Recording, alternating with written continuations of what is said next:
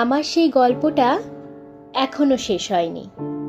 শোনো, পাহাড়টা আগেই বলেছি ভালোবেসেছিল মেঘকে, আর মেঘ কিভাবে শুকনো খটখটে পাহাড়টাকে বানিয়ে তুলেছিল ২৬ বছরের ছোকরা, সে তো আগেই শুনেছ।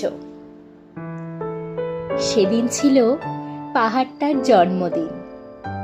পাহাড় মেঘকে বললে, আজ তুমি লাল শাড়ি পরে আসবে।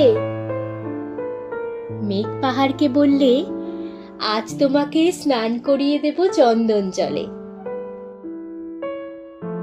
ভালোবাসলে নারীরা হয়ে যায় নরম নদী, পুরুষেরা জ্বলন্ত কাঠ। সেইভাবেই মেঘ ছিল পাহাড়ের আলিঙ্গনের আগুনে, পাহাড় ছিল